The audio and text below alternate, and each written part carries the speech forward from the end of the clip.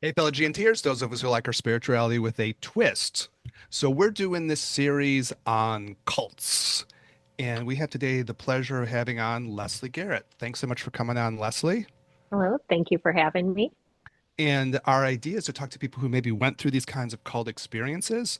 And Leslie's going to tell us about her experiences and eventual changing of her experiences with the Jehovah's Witnesses. So that's going to be our episode of today. And Yeah. thanks so much for coming on and sharing your story with us, Leslie. We really appreciate it. Oh, no problem. Thank you for having me. So we were talking a little bit off mic, and I was thinking, well, what's the right first question? And it would be, is it right to say the Jehovah Witnesses is a cult? And you just went, yeah, that's no problem. Yeah, absolutely. That's no problem. Yeah, Yeah. absolutely not. Yeah, And for there's maybe sure. some doubt about that, but there's certainly a lot of people who are coming out saying, "Oh no, this is a cult." When once people hmm leave, right? I think you all would be hmm called apostates. That's going to be a special term.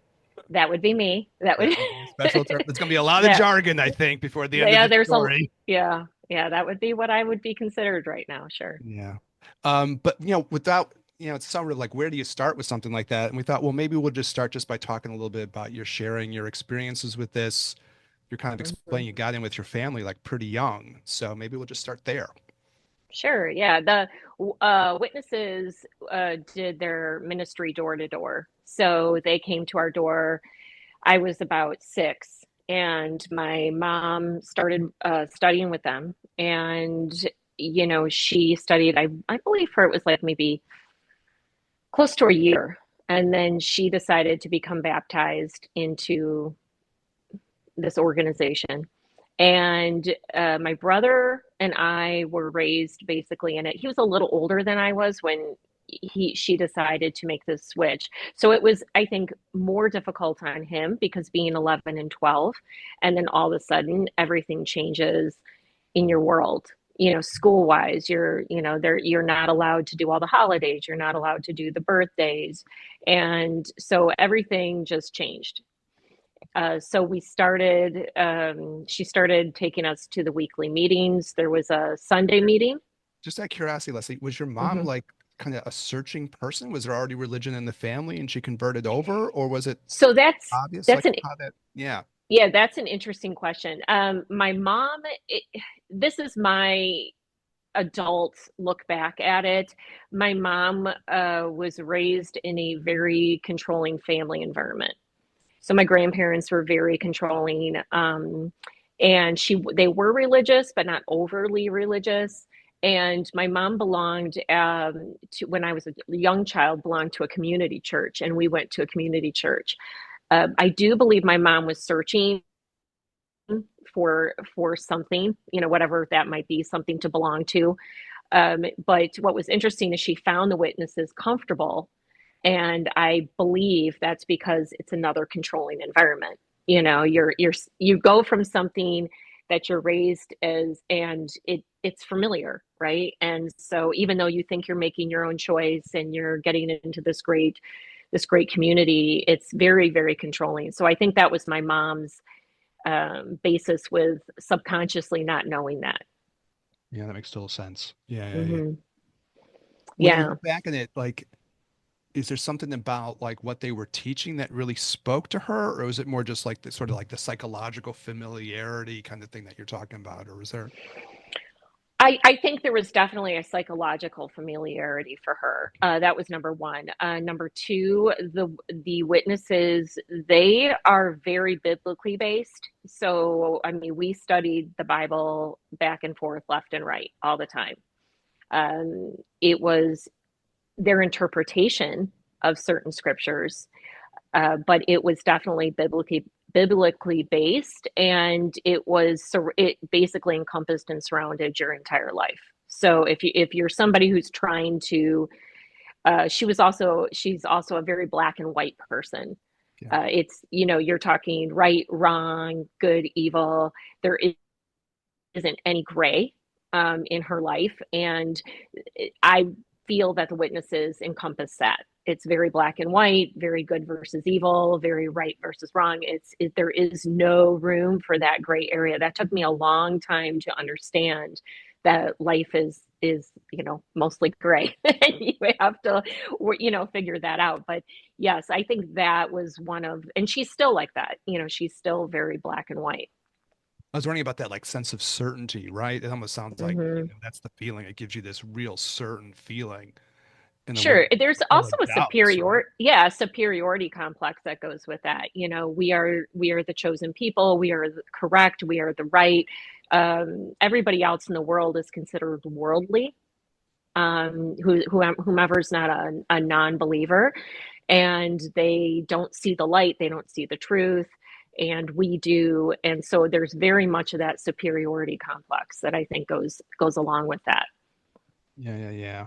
Yeah. Hmm. So Leslie, you said your brother was like 11 or 12 when you guys converted.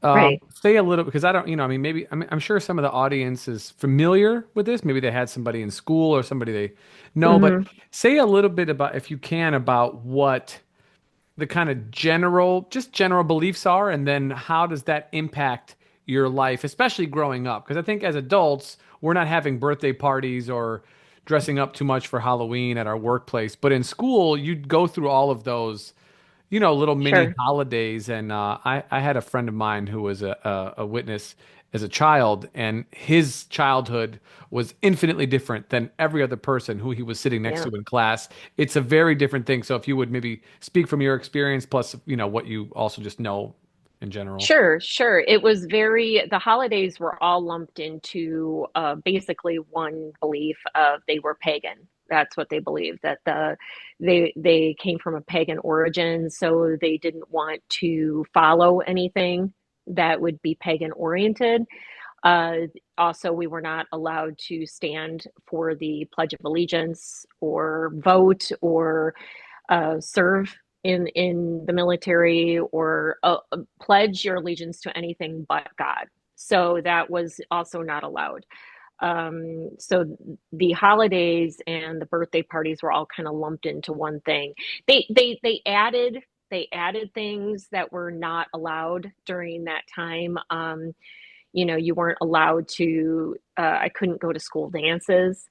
That was definitely a no because you would be associating with worldly people. What about dancing Um, in general? you could dance. They had like at weddings. Weddings were a big deal to the witnesses because it was your literally your only celebration your entire life you could do. That Wow. was about all you had. So they were a big deal. Get your Dancing boogie was on fun. then. That's your only Yeah. chance. Oh, yeah. That was it. That was it. You got a wedding to go to. You're like, all right, here we go. We get a chance. Yeah, dances were not allowed. So growing up in that, you were, in school. There were congregations where there were a lot of kids in the same school. I was not. I was the only child in my school, so I was very ostracized. Because of that. Holiday parties, my mom would pick me up from them early. I wasn't allowed to stay for those. Um, so those were all the restrictions, I guess, during childhood that was not allowed to do. You weren't allowed to watch rated R movies. I'm still not. Obviously, You say you've been sold to obvious, X, Daniel, but I'm not going to say that now. right there. Our, um, yeah. So live and bottom. Yeah. we weren't allowed to do anything like that, and socializing. Obviously, we had to get through our school day or our work day, but outside association with anyone who wasn't a witness was discouraged. We're going to say that it Mm. was I always discouraged. wondered about that, Daniel. I know how it was for you, but I had one girl who was a Jehovah Witness when I was growing up in school too. And you just sort of knew like whenever anything happened, she would have to leave. So, and I never knew if Hmm. she felt bad or good about it. I didn't feel like as kids that we thought that much about it. I don't know if she felt ostracized or not, but it does make you wonder. I mean, I guess you said Daniel grew up with kids too. Yeah, Uh, my guess is yeah, for sure. I mean, I but did. and now I you look felt back very and like that must have ostracized. felt awkward for that person. Yeah, I don't it's like terrible. obviously, but yeah. Uh-huh. Yeah, I mean, I just Yeah, remember and like you're in school, public school. Sometimes they'll do Valentine's Day things. They couldn't do any of that. There's no, yeah. definitely not Halloween. So other kids might be having depending on how wealthy your school is. Some kids can put costumes on. Some kids just wear some, weird makeup, whatever. And now that, what, but those kids, the Jehovah's kids couldn't do any of that stuff, you know, Yeah, no. like We're, none of this kind of a thing. it's kind of like a FOMO thing, like a perpetual FOMO, but like, Yeah, did for you sure. It, it did you it get caused crap from other kids? Did they give you a Oh hard time? yeah. Oh, for Okay. sure. Oh yeah. Okay. I was, relentlessly teased. And I actually have one memory. I was on the bus and I was getting teased, and it turned out that the bus driver was happened to be studying with them. And the only reason I know this is she actually pulled the bus over. She heard what was going on, pulled the bus over, turned around and said, "Don't you know that Jehovah's God's name and you need to leave her alone?" And it was this whole thing. And I thought, "Oh, don't do this. You're just going to make this worse on me." But it was, she was trying to stand up for me. And, but during that time, I was kind of mortified about the whole thing. But yeah, it was for sure. I got teased quite a bit. Yeah, for it. It was a big deal. Leslie, how old were you when you realized that like this was not within the confines of what we would consider normal? And then the second part is fuck normal. So as an adult, right? But more Right. importantly, when did you realize that this was a detriment to your life? Whew. Um, okay. Well, I knew right away that it wasn't normal. I knew right away that Okay. we were on the outs. So that was like, I knew off the bat. Even as a child, I knew this isn't normal, but it became my normal. It just Mm, wasn't, societal normal. mm, As for your other question, it that was a slower process. I would say I was definitely, when I hit teenage years, I had my little rebellious periods. I was trying to kind of get away with things my maybe my mom wouldn't find out, like hang out with a worldly boy, or ooh, hang out with, I know, woo, hang out with, a couple worldly friends.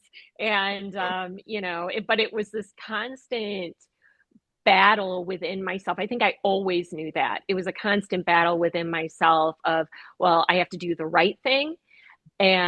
But then I was like, but I just want to be free. And so, your teenage years are really tough anyway, yeah, and let yeah, alone to add that to it. And it was this constant pull again with myself. I was like, well, I want to do this. And it wasn't like I wanted to go be a bad person or do bad right, things. I right. just wanted freedom. And then I thought, well, I can't do that. So I have to be good and serve Jehovah and have, and stay within those confines of that organization. But so that was a longer period. And when I hit um, into my 30s, I would say early 30s, I really started to go, okay, there's problems here. Like I was mature enough and adult enough to understand that, all right, I'm not liking certain things I'm seeing. And it was like slowly starting to open my eyes, because you got to understand, critical thinking is not encouraged at all. Mm, You are not raised to be a critical thinker.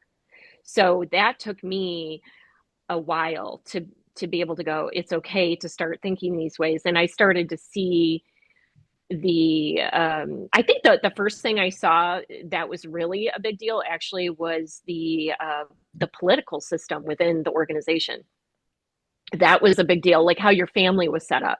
So because my mom was married to a non-believer, and she had her kids, we were actually kind of lower on the pole. If you had a family that had a husband and wife with their children, and the husband was considered an elder, and the wife was a full-time pioneer, which is somebody who spent their time in the service field going door to door preaching, they were higher up. And so I think I saw an actual political system within that. And mm, that started to really bother me, because, we're all just humans, right? And then who's Yeah. gonna, and especially there, you think everybody should be just accepted, and it's supposed to be like that. And it wasn't at all. It mm. was, we were lower on the scale for sure. Can women, like you kind of use that terminology, and we were kind of joking at the beginning, like when you get into these areas, there's always this kind of weird language, right? Hmm. That kind of pops up. So Sure. there's the elders, and like you kind of just said, your mom was a pioneer. I wasn't sure when I was trying to learn more about this before, prepping for the episode. Can women even become elders? Because I got the impression maybe No, no. So women no. like are pioneers, and the guys are the Women elders. have their place. Yes, Okay. women have their place. There's definitely men are the only ones who can become an elder. Women do not hold a position of any sort of, of any place in that organization. In fact, say that you are meeting to go out in service and there is no brother there, so there is no male there, then a woman must wear, they had women wear a head covering. You had to wear a head covering to be able to say a prayer, before you went out. So women were definitely, um, we were to suppress any personal opinions, emotions, natural instincts. We were definitely taught to be submissive and humble, which fed into how marriages were as well. It's particularly mine, because I did marry into it. Maybe like before we do the marriage one, because that was, we talked a little Hmm. bit off mic beforehand. The other thing you Yeah. brought up from your teenage years was you sort of saw your brother kind of shunned, which is like one of the major notorious kind of things, right? Yeah, for Shunning sure. So aspect. my brother left. He decided he was like I said 11, 12 when he became in, and when he was about 20, he was done. He wasn't going to do this. And you have two choices. There is no gray. There is black and white. You are either gone or you're in it. And he left, and he actually joined the military because he didn't have any schooling either. That's a whole other subject. Schooling was not encouraged at that time, to go into college. But he went into the military. He left, and I watched my mother. She did not speak to him for years. Didn't have anything to do with him. I saw him very little. So being that age, I was 15. Being that age, watching that happen to my brother, um, as we talked about a little bit off camera, is I realized love was conditional. And I was super scared to lose that love of a parent during that time. And so that is why we went two different routes. He left, I stayed. I conformed, he left, but they were equally just as damaging and difficult in their own way. And he and I have talked about that later on. But yeah, he was definitely shunned. And if you leave the organization, you are not, all these people that were your social circle, your community for years and years, they will not speak to you. You have nothing. So that is where the cult, I definitely would define that in the cult category for being the witnesses, because um they create your entire world around this organization. I can barely even call it a religion, but whatever you want to call it. But Organization is fine, yeah. yeah, organization. Your entire world is that. So your social world, everything is that. Your family, everything is tied up in that. And they practice shunning basically as a control to, get you back, because a lot of people go out into it and they have nothing, and they're floundering, and Right. they don't know how to build a life, because you have to build a new life if you do that. And to start over is very difficult with zero help. You have no emotional support, no support from a friend, no support from anybody. So he left, and I watched that happen. And it's a tool. The shunning is a tool. They call it to keep the organization clean and moral, but it's definitely a tool Yeah, we did Well, these to keep you. episodes recently on like attachment theory. Daniel and I spent a lot of Hmm. time talking about that, and you're really playing Yeah. with people's attachments there, right? Because it's like Oh, I basically had saying, major problems with that. I yeah, this had is fear going of to mess it up. abandonment, anxious attachment for years and years and years. The fear of abandonment was, whew, that was years of trying to work through that, and that was well after I left. Yeah, the fear of abandonment, the anxious attachment, was a huge, huge one for me. so Because that's what I would see. so we have our kind of running definition here of cults on the meta scale, right? So Yeah, conformity, which yeah, fits, social yeah, cohesion, and a charismatic leader, which I do want to, before we move on, I want to give the background on this a little bit. But from the conformity portion, actually, I want to add this because I just, when you were talking earlier, I was like, it inherently, um, you have to give up critical thinking. And we've talked about this in a previous episode, but that specifically Hmm. goes with that. Like, if you're going, Hmm. in order to conform to this thing, whether it's Jehovah's Witness, right, with you, I had on one of our other co-contributors, Roar, we had his friend on, Nathan Orchard, who was a Mormon. We're going to have on a friend of my brother's here pretty soon. She was a Mennonite. Very similar kind of, story. And, even now with the current political climate, we could definitely say it's a cult, without a doubt. And critical thinking is absolutely has to be abandoned because part of it is your ability to withhold even your own judgments, right? Is Hmm. to take the other person's opinion and say, hold on, maybe I'm wrong. Let's just see. Maybe these Jehovah's peoples are right. Let's go down that road and then I'm going to put myself in their shoes. But for when you're inside doing it on the outside, that is no good. Cannot. No, you cannot. In fact, if you do have any sort of issue or anything heavy going on in your family, you are encouraged to only speak to the elders and not to seek outside sources because you might be influenced by worldly thinking. So here you are going through whatever issue you're going through, and you're going to these untrained men, these men who are not trained to be therapists, who are not trained to be psychiatrists, who don't have any sort of formal training, and you're supposed to entrust your care in your life and Mm-hmm. through them. And and also the other factor of that is you didn't want to go to them as well because you never knew if you were going to be judged by them and then kicked out. So if you did have a problem that they found morally wrong, they could disfellowship you and you were gone. And so then why would you? I learned particularly to not open up to almost anyone about issues, and I was dealing with a lot of things within myself. Mm-hmm. One of the things I heard about that was really fascinating. Again, I was prepping a little bit for this, and one of the ladies was talking about there was sort of almost like a little bit of a spying network kind of vibe too, where if you said something to a friend, you weren't sure if Yeah. they would tell it to an elder. So I better not tell. Is that the kind of Yeah, feeling that you had too? for Like I have to sure. be careful what they say in front of who. Yeah, they would definitely. So they encouraged to love your brother. And if you find that they're on a wayward path and you hear that they're on a wayward path, then you will then be guilty if you know of such information and you need to step forth and tell the elders.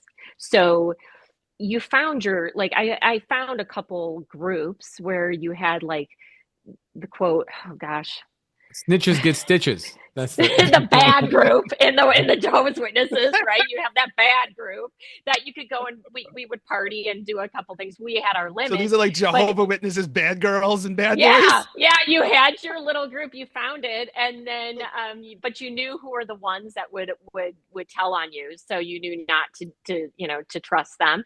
But it was really hard to even really trust anybody because you never knew if they were going to get a guilty conscience and then go and say something. And literally, we're not talking about anything crazy. We're talking about maybe some underage drinking and stuff like that. Like nothing. Yeah, There's like nothing crazy. 9-year-olds drinking Smirnoff. You know what I mean? It's fine. Right. I mean, it was, but yes, that is true. There is that little spy thing going on where people would tell on you. In fact, one quick story.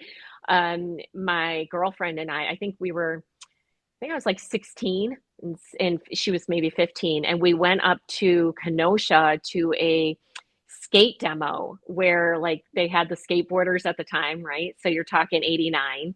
And we were just at this skate demo and it was outside. We weren't doing anything. We were just there. Well, somebody passed and saw us outside. And not only did we not get spoken to directly about it, they mentioned it from the stage. They mentioned it from the stage that two of their young people were seen hanging out with worldly people at this thing. And so there's an elder talking about it on the stage, and we're looking, we're like, oh my God, they're talking about us. And they Mm. hadn't even come to us and talked to us. So it was very publicly humiliating. If they found, they didn't even give us a chance to talk to us about it. They just went and talked about it on stage. And was like, oh my gosh, yeah, yeah, it was. But yeah, You know, you get, it's so funny because you want to like, even when you're telling the story, you sort of want to laugh, yeah, right. you know, It was because it seems so crazy. absurd. It's But like it's absurd. mortifying, like when you're Yeah. in that, right? It's not Yeah. funny at Yeah, you're all, but it's 16 years old and hard. you're not doing anything technically wrong. You're just kind of doing something that you thought might be kind of fun to go do at that time. And here, you're getting scolded from it publicly in front of the congregation on the stage. So that was nuts. But yeah, that did happen. They do. That fits the second point, right? Which is the social cohesion aspect. Yeah. Like you Yeah. have to conform, and to the point about your mother, right, of being black or white, in or out. I mean, almost a foundational piece to any cult is that you are either in the cult or out of the cult. There is no Hmm. halfway because, like you said, they were trying to keep it clean, but like no matter how many times you wipe an asshole, it's still full of shit. You know what I'm saying? So like that's kind of how it is. But in order for that kind of there's no boundary if it's semi-permeable. It has to Right. be a one-way door. And it, Right. it makes it easier to think because then you say, oh, you're either with us, against us, right? You're Hmm. either Hmm. witness or whatever a non-witness is, asshole, Right. whatever they're called. You Right. know what I mean? Or yeah, and the same thing politically, you're either aligned with us or you're one of them, whoever them is, it doesn't matter. But in Hmm. order to do that, you have to be very like simple-minded. And it builds off the first point of like you have to give up critical thinking. That in order to do, Hmm. once you give that up, then now you're just left with two choices: us or them, good or bad, me or you. It's very Hmm. binary in decision, and it makes it easy to exclude others. It makes it very easy for you to go, they Hmm. are not us, therefore Right. they are bad, worldly, stupid, Hmm. whatever label you want to Hmm. use. You know what I mean? And there again, you're talking that superiority complex that comes Mhm. out. They think they feel they're superior to others, and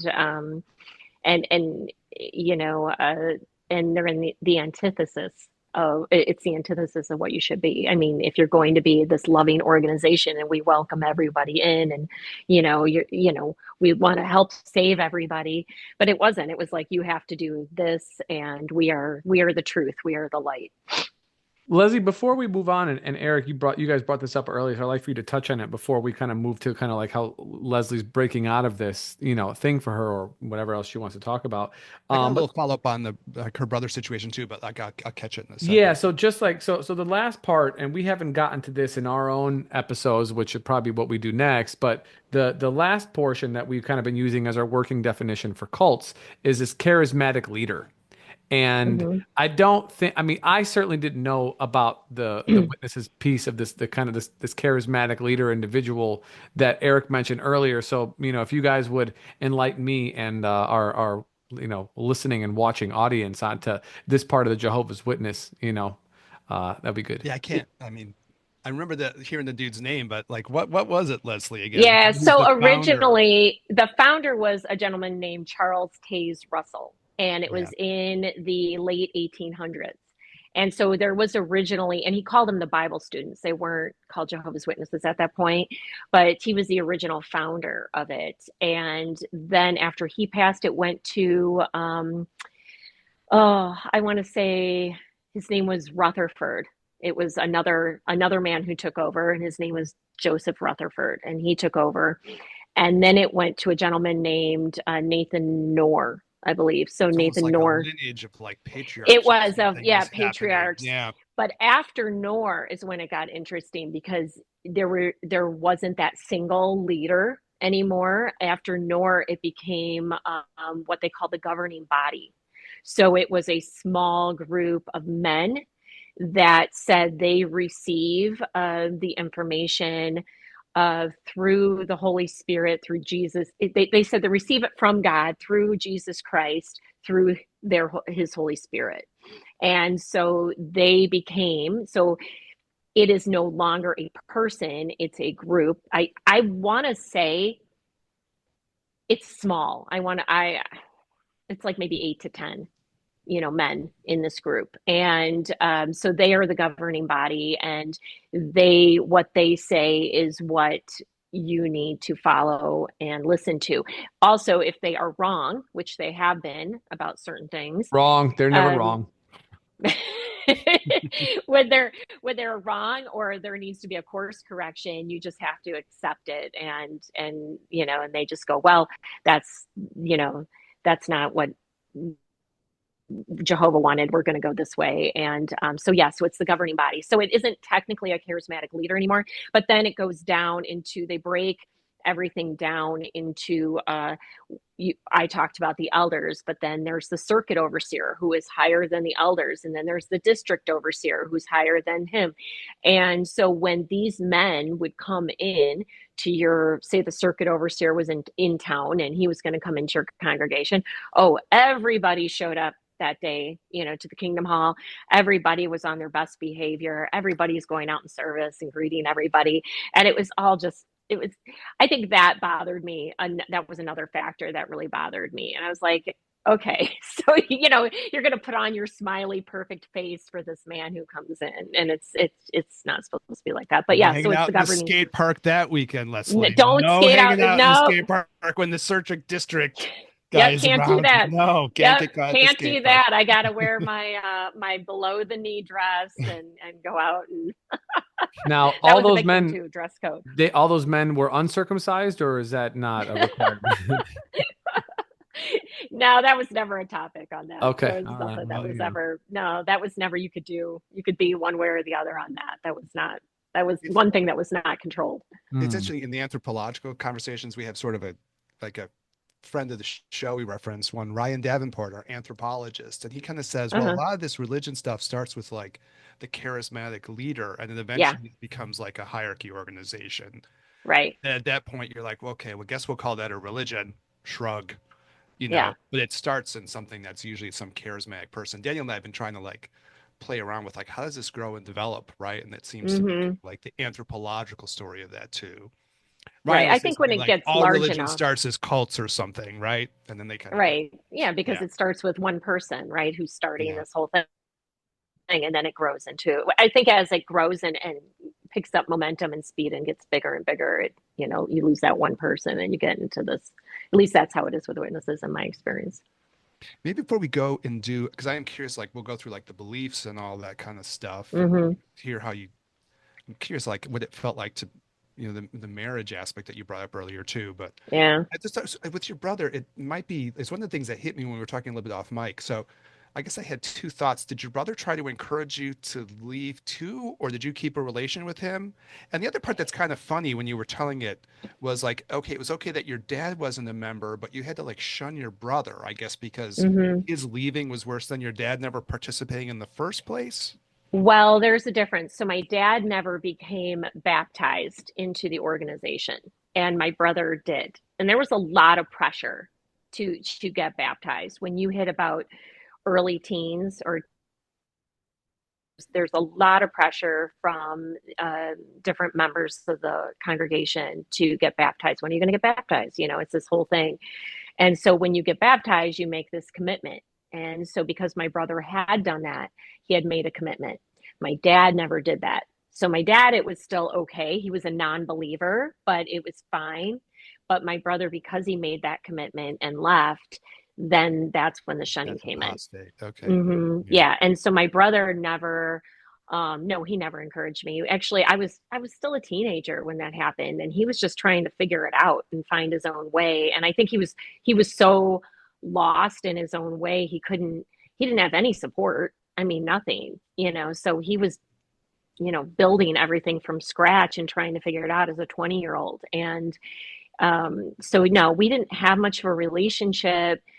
Here and there we would talk, or he'd come home and I'd see him for a day maybe or something like that. But not until really started after I left. After I left when I was 35, then we started to try to uh, repair that, and now we have a great relationship with each other, and it's, we have our shared trauma bonding, so it's our thing.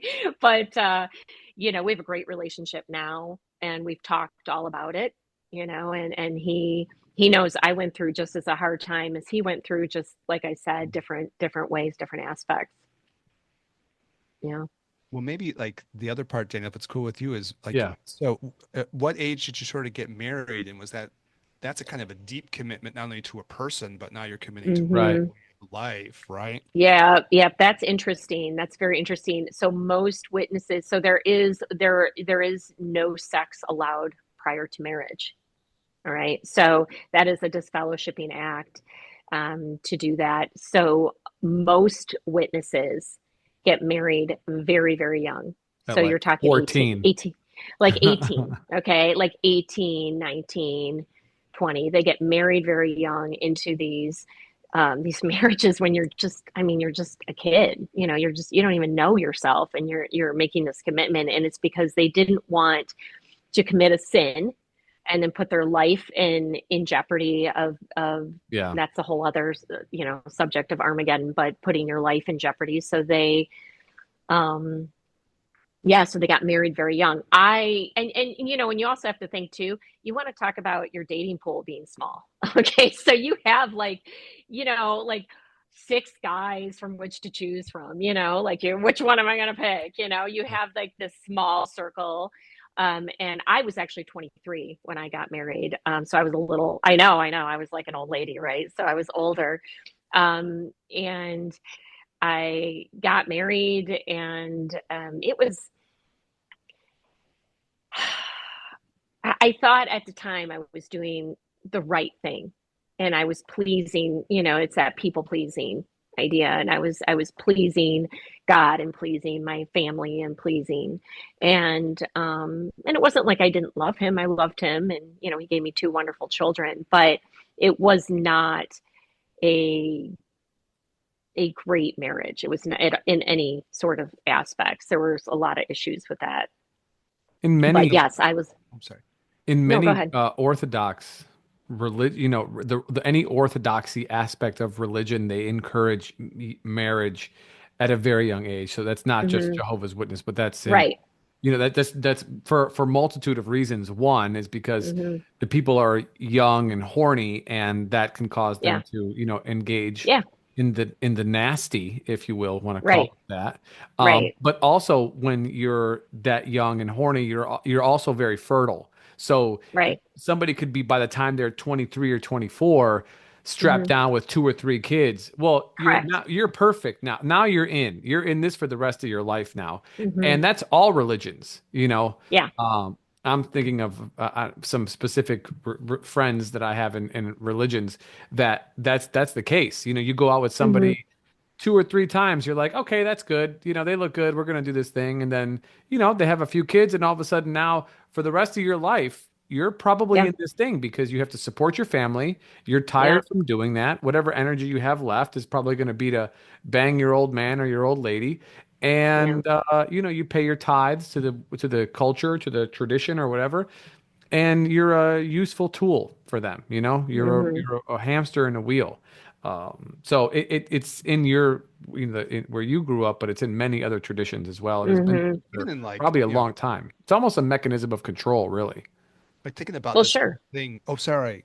Yeah, go ahead. I'm sorry, Leslie. Yeah. No, no, go ahead, please. I'm No, fine. I was just like thinking, well, I was just thinking about, we've talked about in different episodes because there's sort of this underlying question that we're asking of like, how many cult beliefs can still like hang around, in a bigger culture or something? It's kind of a thing you wonder about. But even in talking with my mom, who's like born in 1940, or I grew up Hmm. with my grandma, like the whole idea that you have premarital sex, I've asked my mom about, it, and she was like, no, Hmm. no, Yeah. no, No no. way.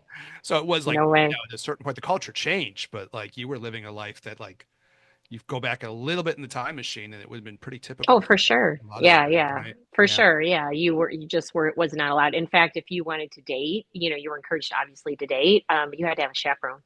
You had Yeah, to I have heard somebody about with that you. too. Like it was Yeah. very limited contact you would be able to have with this Hmm. person. Yeah, yeah, you had limited contact. You could spend a lot of phone time with each other, but if your families were around, but to spend one-on-one time alone, you could not, because they were so afraid you would, commit a sin and, you know, and then then you got all sorts of heaps of problems. So yeah, so you get married very, very young, and I was a little bit older, but yeah, I mean, if you want to Did you call feel like it 23 was old. hard to even understand? Was your husband older too? Was he an older guy, or was he was about No, he 20 was years younger. young? He was actually 21.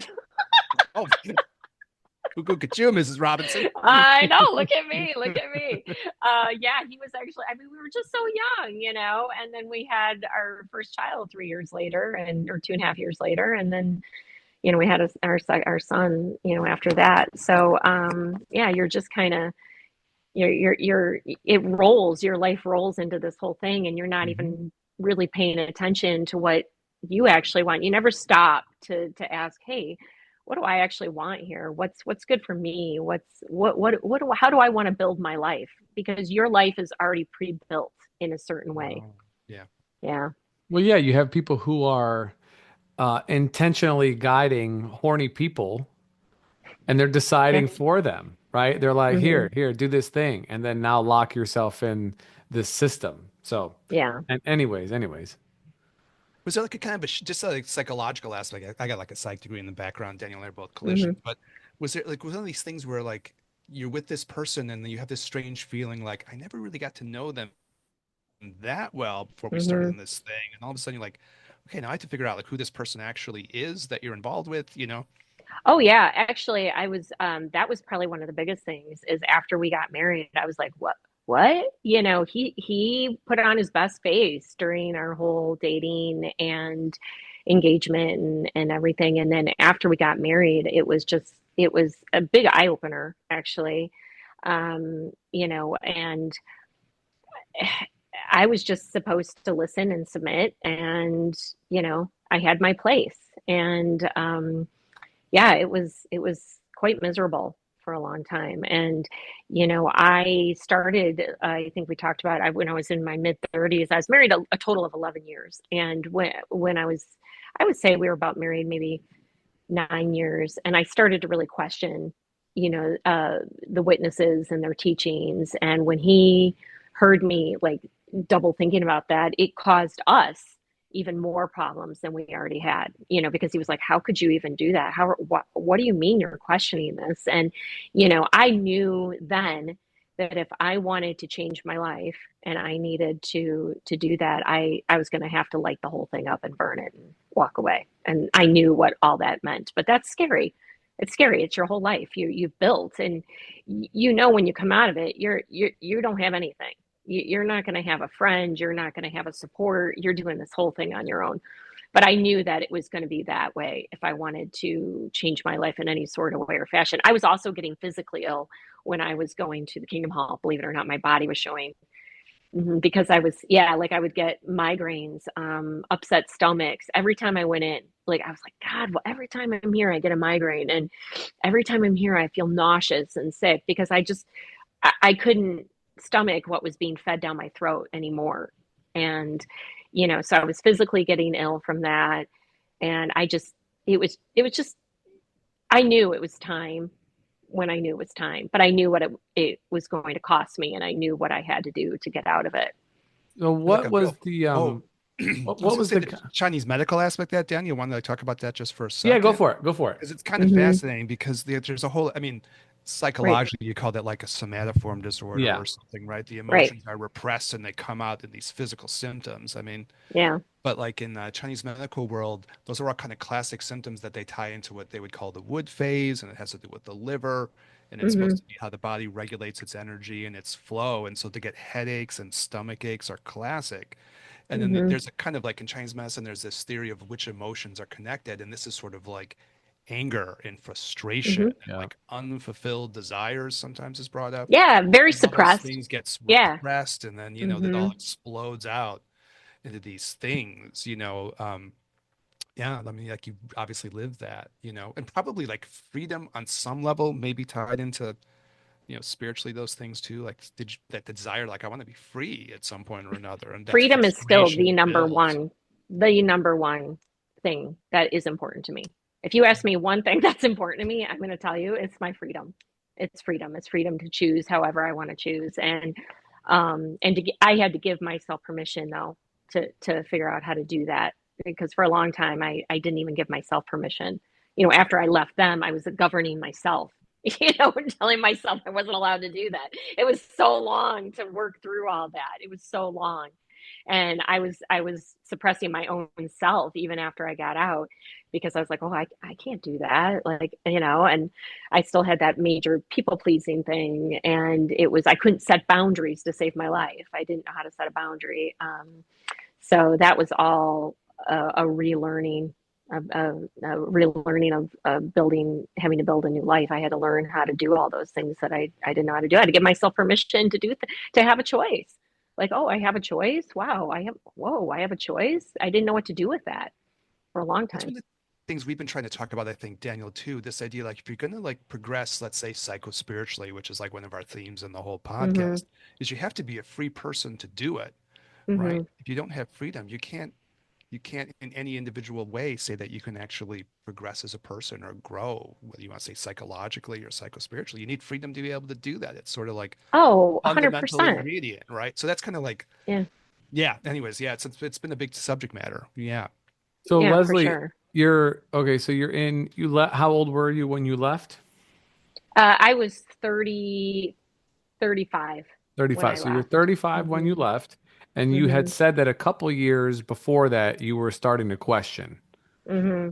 And Hmm. so the questioning is the sort of the outpouring of inner workings of your thinking, right? Hmm. So Hmm. what were some of the initial um thoughts or feelings or realizations, inspirations, influences, whatever word you want to use, that were sort of streaming through you that led you to go, hold on, I don't know about this. Like, what were some of those influences?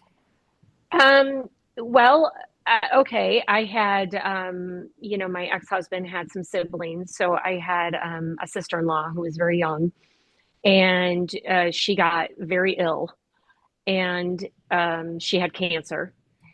And Jehovah's Witnesses do not allow blood transfusions. So she, oh, man, it was like diagnosis to death with her was 2 weeks. It was really quick. She had stage 4, didn't know it, non-Hodgkin's lymphoma, and her red blood cell count, dropped to nothing, and so she seized and passed. And I think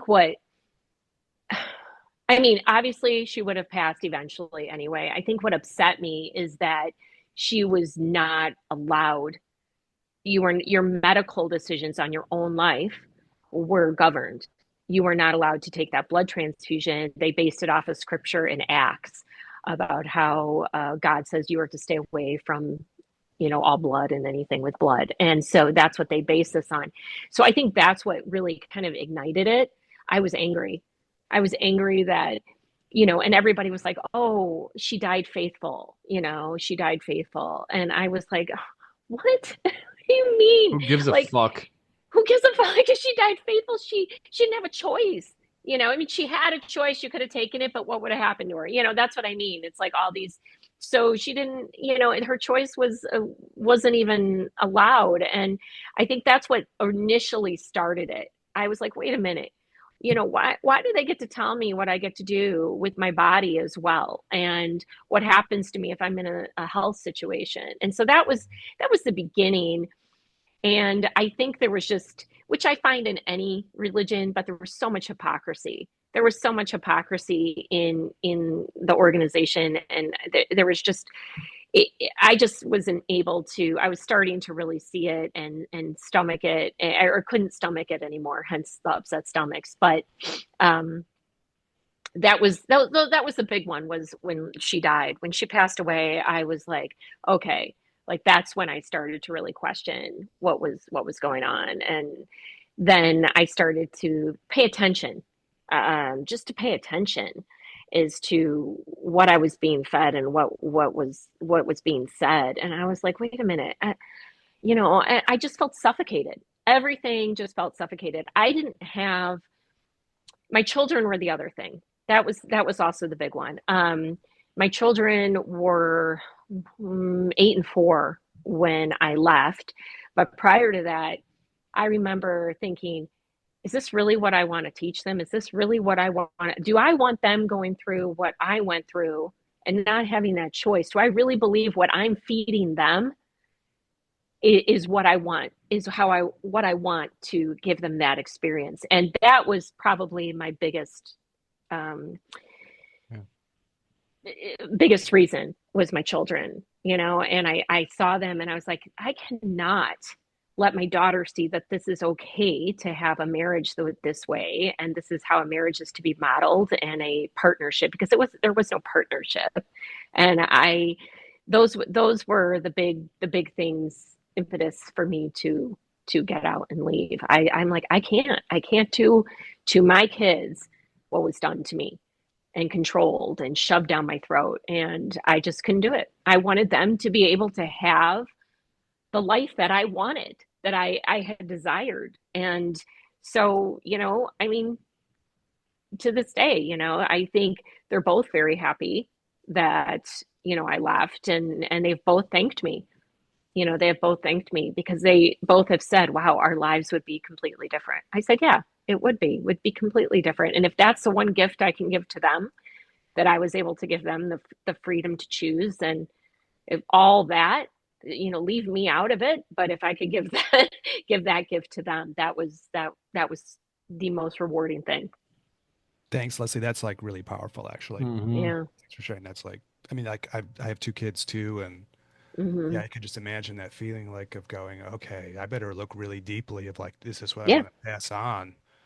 Yeah, Yeah. it's Yeah. really My funny. kids were terrified. They were terrified, not to interrupt you, but they Yeah, were terrified of my ex-husband. He had a horrible temper, and they were terrified of him. They were, and I, I just couldn't do it anymore. I just was like, my daughter does not need to see this. She's seen enough of it. She needs to see a healthier relationship, which of course took me forever to get. But that was my own journey on figuring all that out. But yeah, I just wanted to give them something more, and that was definitely my Have reason. you have you been a counsel to any others who were thinking about leaving or have recently left? No, none of them would talk to me, and so I wasn't.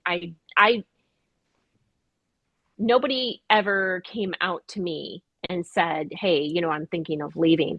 I do remember, though, after I left, I ran into an ex-witness, somebody that, and I had gone along with it. I wasn't supposed to talk to her, so I shunned her.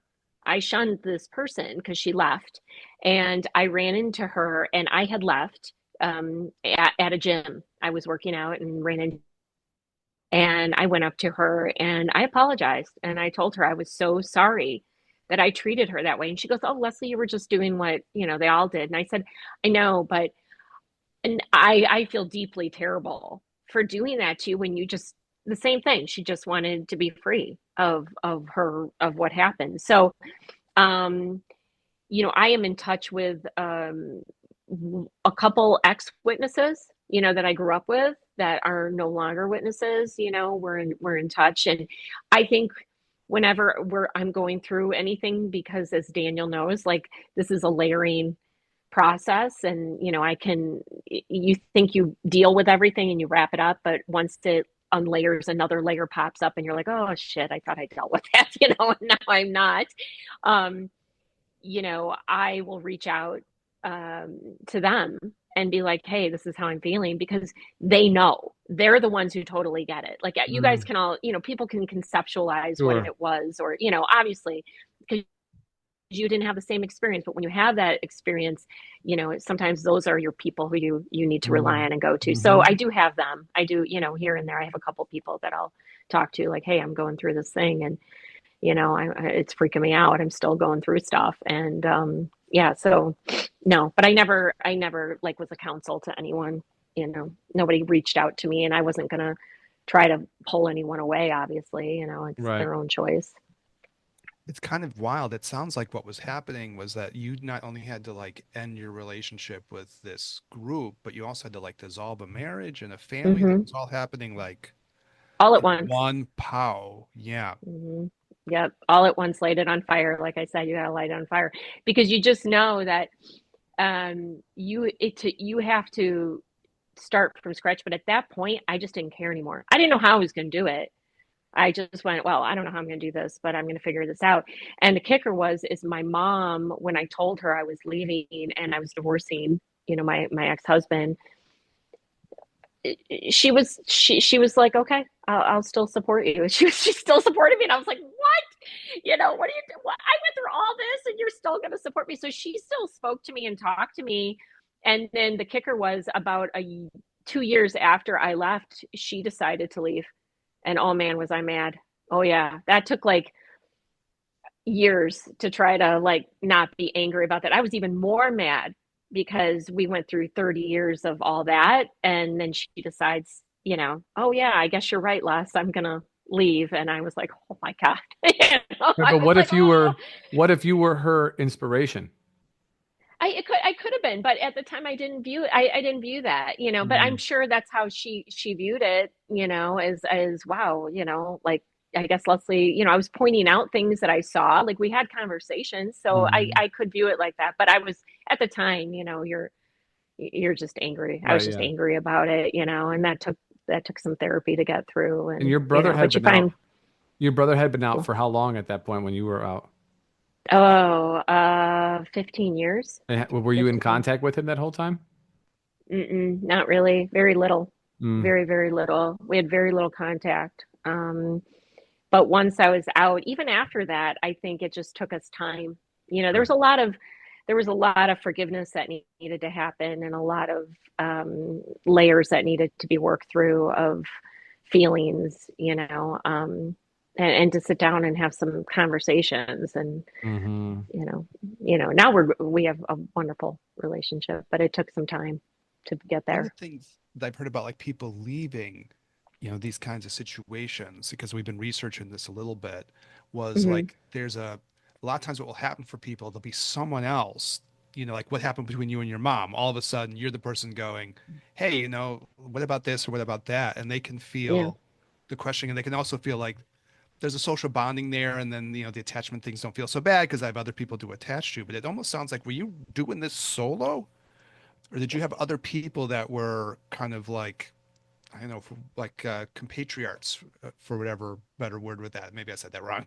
But other people that, or did you run that more solo when you left? Were you just doing that more Oh, I independent? was solo. I was solo. Wow, that's I didn't pretty have anyone. rare, apparently, Leslie. Wow. Yeah, yeah, I Yeah. was solo. I did not have any help. In fact, I remember I after I left, I made one friend. I made a friend. I met this woman. I made a friend, and I was like, "Oh my God, I have a friend," and Well, you had like a I worldly friend, Leslie. yes, she was a A worldly worldly friend, person. and fun fact story is she was great. Actually, she was great. And the reason why she was so great is, after the kids wanted, I left, and I remember it was August, and October came, and my kids wanted to celebrate Halloween.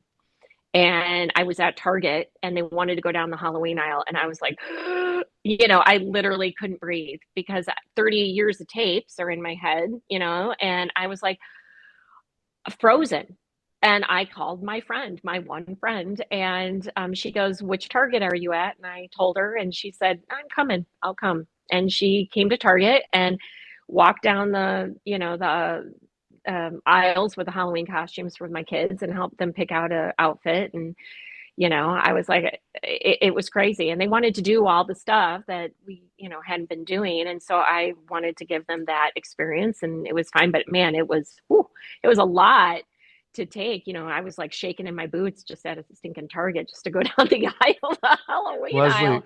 And then, what was the first costume that you ever wore in your life for Halloween? Well, I was 6 when I came in, so I did have a couple Halloweens prior to that. But I don't. So I But was, were you choosing what you wanted to be? I guess so, right? 5-year-old. yeah, when I was little, yeah, I was Casper one year. Yeah, But I what was about when you Casper the got Friendly out after Ghost. 30 years of no after 30 years of no Halloweens? What? I didn't do, that's one thing I never did is really dress up for Halloween. For some reason, that wasn't like the big thing to me. The big thing to me was like birthdays and like a birthday, to be able to celebrate a birthday was a big deal. And Christmas, I didn't know really how to do it. Mm, So my friend was like, "What do you mean you don't know how to do it?" I go, "I don't know how to do this. Like, do I get, like, I mean, I knew the gift thing and all that, but I'm like, I don't know how to do this." So she like helped me like navigate, how to rebuild like and learn things because I was very sheltered. Like I didn't know how to do all the worldly things. mm. And my kids were like, and I remember my daughter was like, we were doing all the holidays and she goes, "It's Flag Day on Monday. Do we do anything for Flag Day?"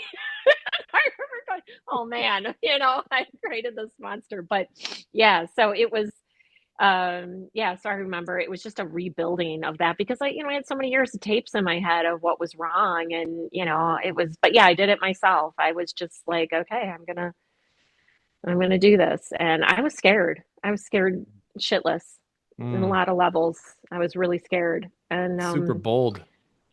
Yeah, yeah, it's well, very impressive. I mean, I've been paying attention with this, and most people, I mean, props give you the real like hands well, thank together and you. like, yeah, because like from what I've been hearing, I've been doing some research with this. Dan and I both have been doing it. Hmm. It's so hard for people to do that because, yeah, it takes a real boldness. Wow, it's amazing. Yeah, I mean, I was lucky too. My dad was wonderful. My dad and I were very close, and I had him. And I had a lot of like resentment with my mother for the whole thing, but I think my dad, I really fell into him, so at least I had that support right there. And my extended family, really, I didn't was not close to them because my mom ostracized us growing up, not attending the family holidays and stuff like that and the parties. So I wasn't as close to my extended family, like cousins and aunts and uncles at all, because we were, ostracized from everything. And so yeah, I really just kind of fell into my dad, and and I hadn't worked in 10 years either. So guess what? I hadn't I hadn't worked in 10 years. I had to leave that, I had to figure it out. So in 1 month I got divorced, had to move, find a job. Like it was all just, and I'm not gonna lie, I think I drank for like 2 months every night. I did. I turned to alcohol for like 2 months, and then I was like, okay, like what are we doing here? Like you gotta stop. But yeah, I needed something to cope. I didn't know how to cope. That's just impressive as hell, actually, to be Mm. honest. It's an impressive story. You know, No, thank you. most people Thank don't have this you. spiritual wherewithal to do that. So yeah, mad props. Mm. Well, thank you very much. Yeah, it was a long time too to differentiate the difference between religion and spirituality. I didn't want anything to do. Um, I combine them in my head, and so I had a Hmm. hard time understanding that you can be spiritual. That's a different aspect than religion. So Right. I didn't want any part of anything forever. Like I just was like, I don't want to hear it. I don't want anything. And then as time went on and I unwound from everything, I started taking pieces of maybe different teachings or thoughts, and that resonated with me. And I think to Daniel, I described it once as threads. I took little threads from things and made it into my own spirituality that I could have. I cannot be part of anything organized to this day. I don't want to be part of anything organized, but doesn't mean that I can't find a spiritual path again for myself, which has just taken some time and some grace, and just being patient with myself on it, and realize Hmm. that, hey, you went through a lot. It's okay. But I'll hear certain, I'll listen to certain podcasts or certain thoughts, and I'll hear, I'm like, ooh, that's No, that's a good spiritual thought. I like that. I can incorporate that into something that resonates for me. And that's kind of what I've woven together for myself. It's kind of interesting. I don't know if it makes like I'd love to hear a little bit about this, Daniel, because what's a little bit fascinating was it almost seems like the real breaking points were more like they weren't intellectual exactly, though they're part of Hmm. that, but it was more like, wow, man, I can't have my kids in this, and like, do I really Yeah. believe this the same way? And this relationship isn't working. So I guess the other part that's kind of fascinating to me, if would be like, what of because there's this whole doctrine involved in these things, Hmm. right? So Yeah. if you don't, I mean, if we have the time to do it, like, would you describe a Sure. little bit about like what the doctrine was, and Oh then like man. take you a while to like go because there's something about 1914 Yeah. and Yeah. there's something about Yeah. 144,000 people, and Yeah. there's heaven and earth, and the 144,000 are going to be in heaven, and the other people are going to be on earth, and there's some Armageddon Yeah. stuff. So There's that's an what I picked Armageddon up on. stuff. Yes, that's a lot. Yeah, so they 1914 they deemed the year that Christ went into power to they were going to choose the 144,000 that were going to go to heaven permanently. So this group of people were chosen to be up in heaven, and the rest of us have an earthly hope, as they put. And we they believe that there's going to be an Armageddon where God destroys the unrighteous versus the righteous. However, they put it as if you're a witness, you'll be saved. Okay. And if you're a non witness, or if you know of the teachings of the organization and the truth, as they always called it, the truth. So if you know of the truth and you still didn't decide to practice it or stay in it or be in it, then, and you die on the outside of the organization, then you have forever destruction. So, and then after 1,000 year reign, there will be a resurrection of the people who died prior to Armageddon, and they have a chance to prove themselves as to whether or not they're going to live on this earth where it's become a paradise. So they always talked about it becoming a paradise where everything turns back into perfection, and you live on this paradise on earth. And the the scary thing is, I remember specifically being 8 years old and lying in bed at night petrified, scared half to death that I wasn't going to make it, and fearful. And I remember praying to God that if He could just let me see what I look like as an adult. I'm 8 years old. I just wanted to see what I was going to be like as an adult. If I could just make it till I was 18. That was like something big for me. But I was scared half to death. And, I was scared of upsetting my mother or upsetting the apple cart, because then my life was at stake. That's how I viewed it. And listen, no 8 year old should lay in a bed worrying about whether or not, if they're good or bad, they're going to live or not. And that's what I grew up with. That's what I thought. And so that is what they teach. So you have the doomsday, that's going to be coming, and you have to be in compliance and, be a practicing witness to be able to survive this. And if you're not, then you're going to have forever destruction.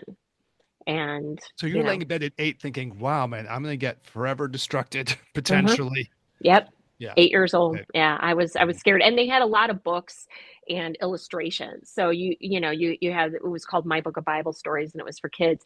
Well, heck, they have like fire coming down from the sky and people dying, and then the next page is this paradise. So it was scary. It was scary stuff that they were instilling in you, and it was this whole fear-based. Everything was fear-based. And so I was scared half to death to do anything wrong, so I, like I said, I conformed. And that was me personally. Some people don't take it that way. They're more like my brother was like, I'll see ya, I'm out, I'll take my chances. And I mean, props to him for doing that. I didn't have the guts at that point to do it. I had the guts later, but not at that point. So my brother did it much younger. But I just it's definitely all fear based. Well, But he so was that, almost in a different place in psychological development when the stuff was kind of put on him too. Hmm. A lot younger, he Yeah. was almost like in the Yeah. adolescent phase where you're like, Yeah. oh, wait a minute, yeah, that, well, there's but yeah. also there's a case for evolutionary psychology here too, Eric, where as you are threatened with being on the outside, Hmm. and from a anthropological, evolutionary psychological perspective, being on the outside meant you be on the outside of the tribe meant you were A, not likely to survive, and B, Hmm. definitely not likely to reproduce. So, in addition to the outside being scary, it is also a mechanism of survival. And if you have to rely on, like you were Leslie, you have to rely on your parents for, sustenance, literally, that losing that would mean losing your ability to feed yourself, And at Hmm. first it's physical with food, but as you grow later on, it's emotional with love and everything else. So like this is part of the conditioning of not Hmm. only this what do you want to call it? Organization, religion, whatever, cult, but it's that way in society as a whole. If you want to buck the trend, then you might find yourself doing it alone. And so the question that, we've sort of been asking in all these like, cult episodes is like individuality, is the fallacy Right. because you find yourself in another layer of it. As soon as you step out, you're in another ring of Hmm. something else. It's a very Hmm. Oh, uh sure. And it's very enigmatic kind easy. of thing. It's very easy to slide into all those. You have to be careful. I got into after I was divorced, I got into a relationship, a long-term relationship, and it ended up just being another controlling relationship. But I just a different face, on the Mhm. person because I hadn't that again, like I talked about in the very beginning with my mother, it was familiar. So to me, it was familiar. And so but then even though I knew it wasn't great, it was just familiar. And I had Mhm. to learn again, it was a long period of figuring out, oh wow, that is not how love looks. That is not how that's supposed to be. I had a very distorted sense of love, of how Mm. how that was. And it took me a while. You know, I I don't know. It just took a long time to get there. I mean, I Mhm. finally feel like I've crossed that and I've made that, but it took a long time. And relationships were very, very difficult after that, even worldly relationships, because I didn't know how to navigate those. I didn't know what real love and partnerships look like.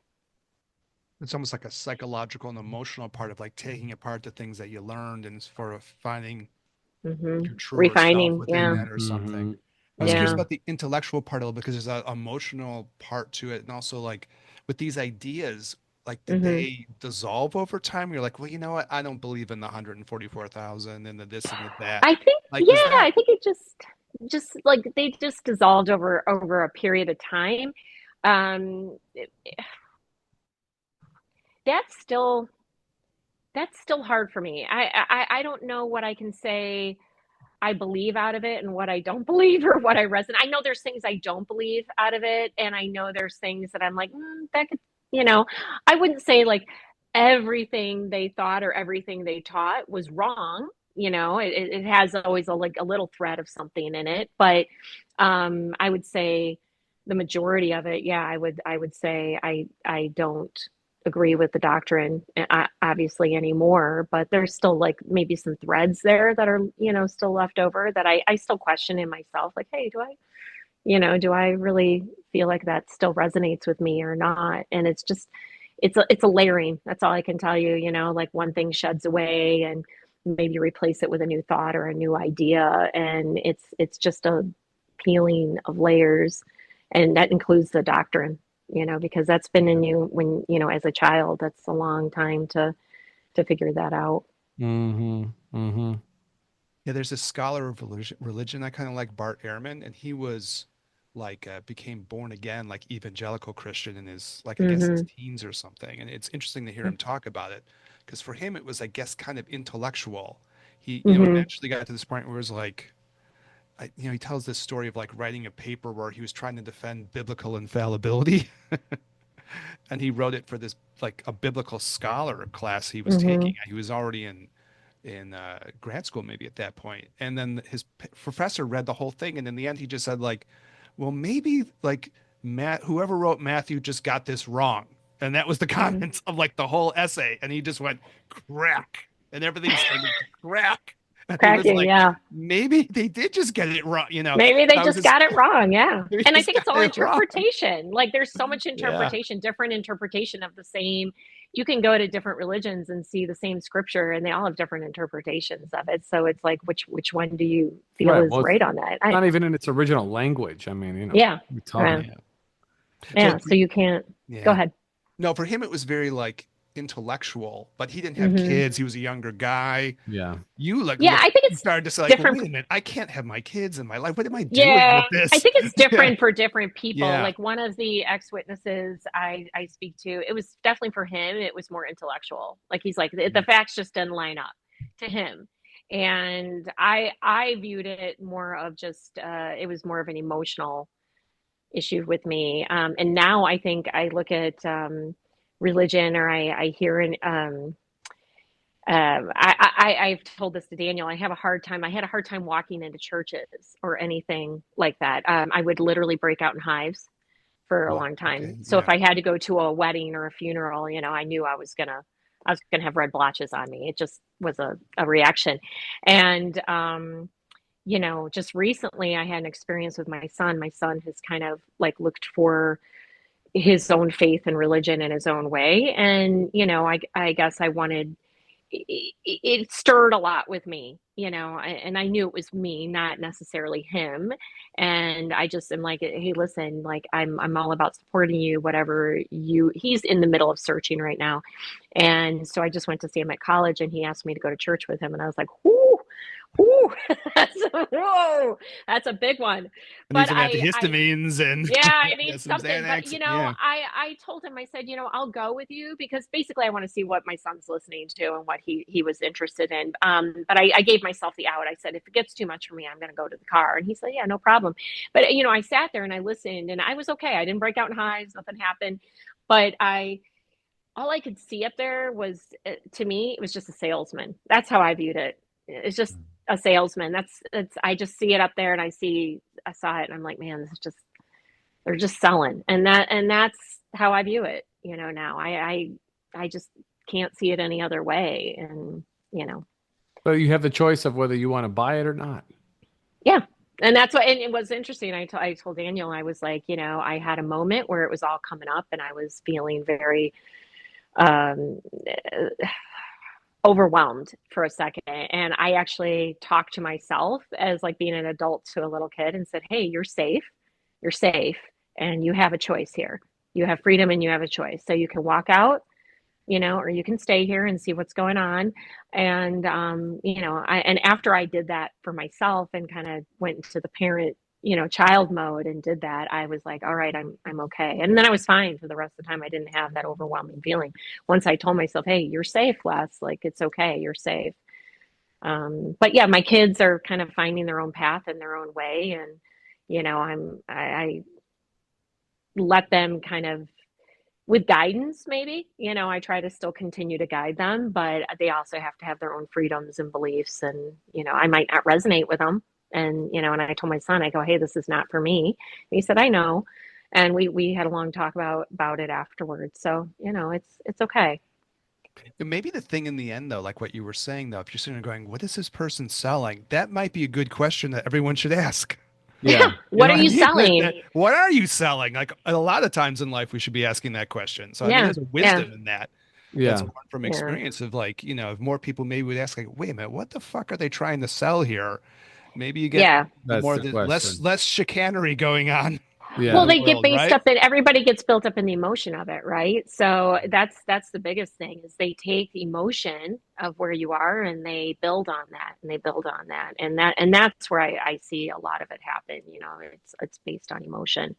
But I have no problem. Like I'm cool with anyone. They can, hey, you do you. Like, I don't think that way at all. That took a long time too for me to not see things black and white and me to see the gray, and realize that, hey, people just are people. They're just trying to make their way through life, and find out what's right for them. And hey, you want to be my guest. That's really how I am. Do you. I might not agree with them, and they might not agree with me, but I'm cool with that. I'm just like, hey, we can agree to disagree, and still have a good conversation, and it's That's fine. another thing that's very hard for people now, Leslie. Hmm. Yeah. Yeah, Very but I think hard to it's go like, important. hey, like we may not see it, but it's okay that we don't have to Yeah, like but fight that's to the okay. death over Like, I this. think it's important. It's important to do that. I think it's important to be able to see their own viewpoint and point of view, and their own experiences are shaping why they have that point of view, just like mine are. And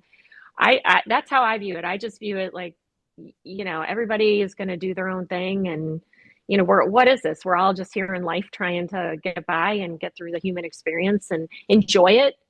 Maybe enjoy it as we go, and but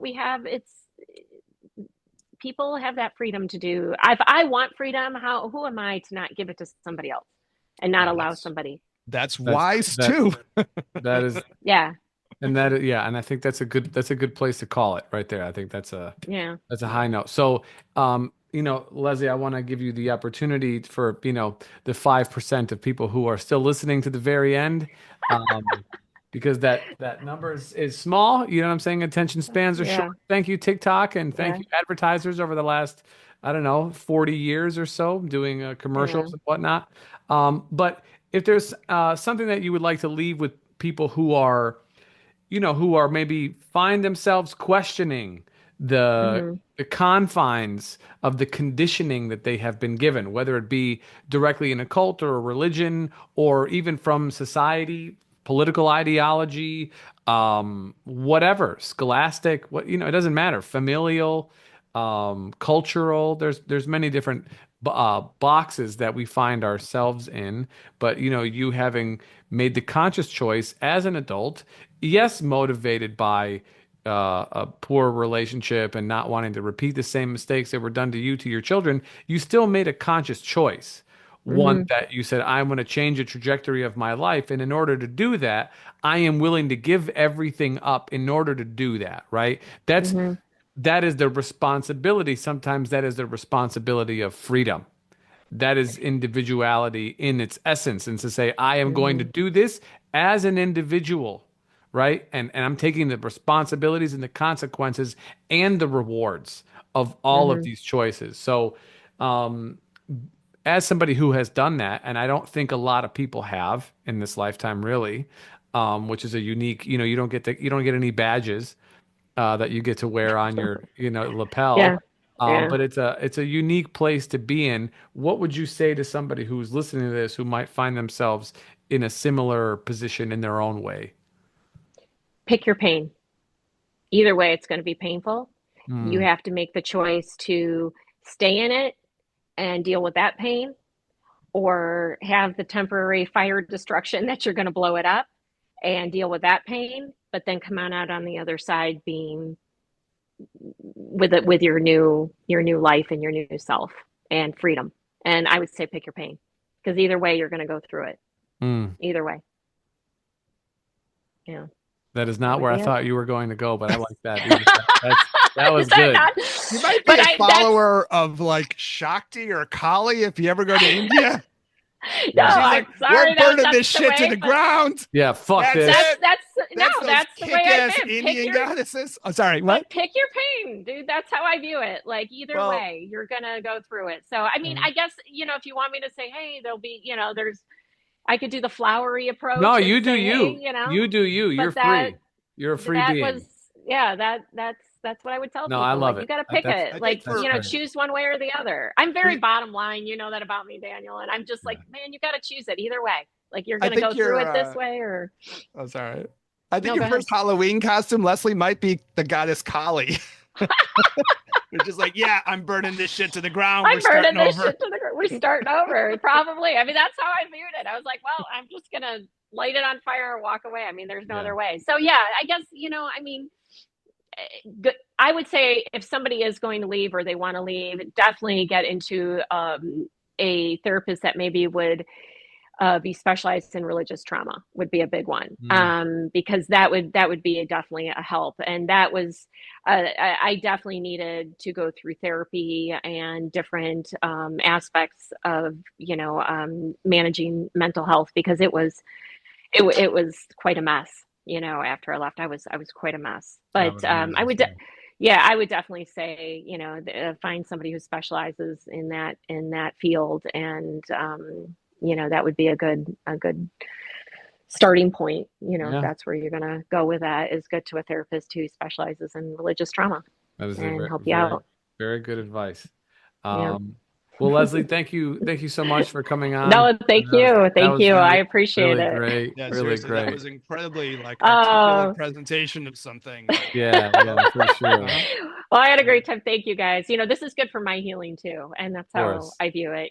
This is all good to talk about. And if you can help one person to, make a decision to help them have freedom and live their life the way that they want to choose to lead it, then hey man, that's Yeah, that's the way to do it and go. yeah. So thanks, So, thanks again for coming on. This was really thank you. great. Yeah, I really appreciate it. A lot of wisdom No there. problem. Um, Eric, as always, thank you for co-piloting the ship with me. Audience, thank you so much for tuning in. If you have a question or comment, or that's about it, you can leave it in the YouTube section, or I guess on Spotify has a place for questions, comments, whatever. If for some reason you have something specific for Leslie, or you have somebody who might be looking to kind of get their way out, and you think that she might be a good resource or whatnot, email us at ginandtantra@gmail.com. That's ginandtantra@gmail.com. Or hit us up on the gram, the Gin and Tantra podcast. We'll put you in contact with her if it feels like the right fit. Or if you have something else for us, no dick pics. We've had Oh man. No, thank you. right. But yeah, so that's about it. So, if you like what we're doing, share our work, like, subscribe, do all that kind of shit. It helps us out in the algorithm, and it gets our message out to a larger audience. And we appreciate everybody for tuning in. For Leslie and Eric, this is Daniel. Leslie, thanks for coming on. Audience, thanks for tuning in. We'll catch you guys in the next one. Peace.